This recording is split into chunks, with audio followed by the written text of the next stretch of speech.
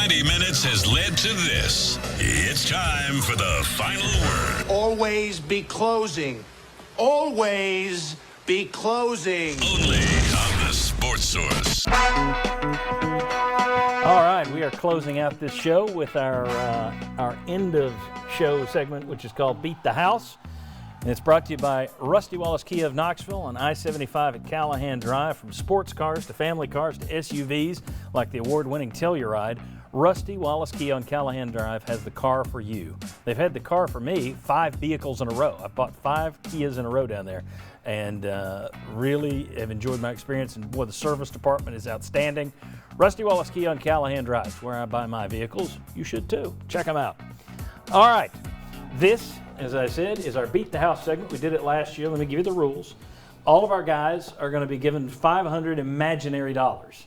Okay, that's more than they make in a season of actual money here on the show. But to prevent the David Ubben done in week 2 this year, you can't bet it all at once. So $200 maximum bet for these first few weeks. I'll decide when to open that up depending on how bad I'm trailing in this. But everybody's going to have maximum $200 bet this week. You can bet 100 if you want. Chuck Cavaleris, we go over to the Chucky C-Note Casino. I want to know if the Vols will win or lose against Missouri. I think I know what you're going to say there, but by how much? Well, I mean, yeah, you would think that you would put down the W right away, but let me tell you, this could be the classic trap game. It's a noon kickoff, and I'm always a little bit leery about those with the home favorite. I'll put the W here.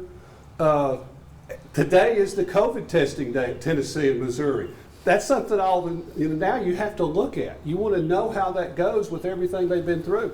We've talked about Garantano. Wasn't the Missouri game last year about his best game of the year? Does he carry that over? Tennessee won 24-20. The previous 2 seasons, Missouri scored 50 points against Tennessee in back-to-back seasons. A lot of things have changed since then. I'm going to go ahead and set this at 8.5 with the Vols favor. Okay, he's got the Vols by 8.5, and Chuck will ask you to step back into your booth here on our game show set. Let's go over and start with our VFLs. They're masked up, and we're offset here. We're all masked up. Let me ask these guys. Will Overstreet, Tennessee by 8.5. Which way you're going and with how much money? I'll take the Vols 200. Okay, he's putting all 200 on the Vols against Missouri, beating them by 8.5. Sterling Hinton with your DJ's mask. Where are you going? Let me guess. I'm going Vols with the C-Note. Okay. Wow, Overstreet spending more money on this one than Sterling. Okay. $100 on the Vols. Daniel Hood. 200 on the Vols. Daniel goes 200 on the Volunteers. All right, we start over here. Josh Ward. The line feels too low for me. I'm going to go with the Vols as well. So Chuck has a chance to really rake it in or hand out a lot. I'm going to go, though, 100 here. 100 on the Vols. All right, Jimmy, what are you doing? 100 on Tennessee. Okay. I'll play it safe. I'll do 100 on the Vols as well.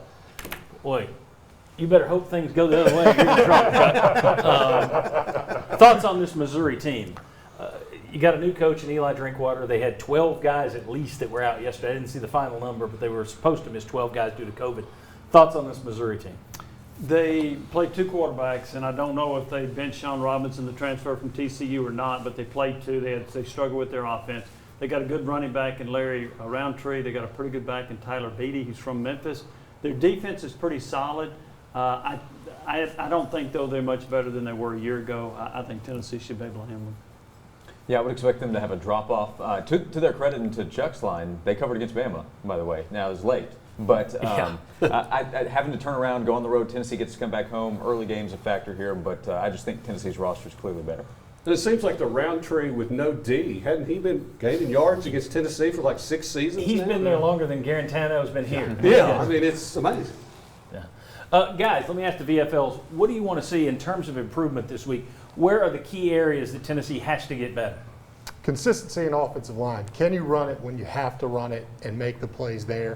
I think they have to go to the set that's our strength. Win or lose, we got to ride with those guys, and they've got to be able to produce.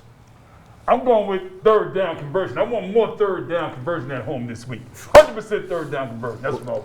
And 3rd down conversion starts with the secondary. You got to be able to defend the pass against Missouri. All right. Where you guys want to see Tennessee improve? Does it start with Garantano?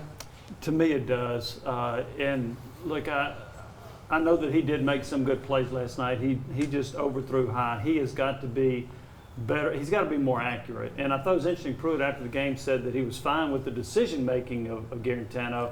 He just has to be more accurate. And I think that's one reason they were 1 of 11 on third down conversions. Is I think Garantano was 0 for 6 on third down passes. Another play where he's getting hit. I thought he made a good decision where a lot of quarterbacks were just throwing it up there. The flea flicker. Yeah. And Sitchcomb, the color guy, gave him credit for it too. Mm-hmm. A lot of guys would have just thrown that up for grabs. He didn't make that kind of mistake. And that's why it's so frustrating to watch him sail passes to a guy who's wide open. He's got a clean pocket. I can't grasp it.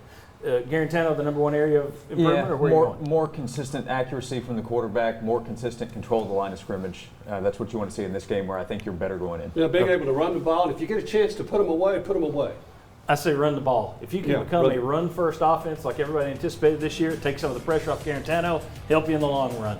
Thanks to all of these guys. Thanks to all of our sponsors. Thanks to you for watching. 18 years. Can't say thanks enough. So I'll say it again. Thank you. We'll see you next week for the Sports Source.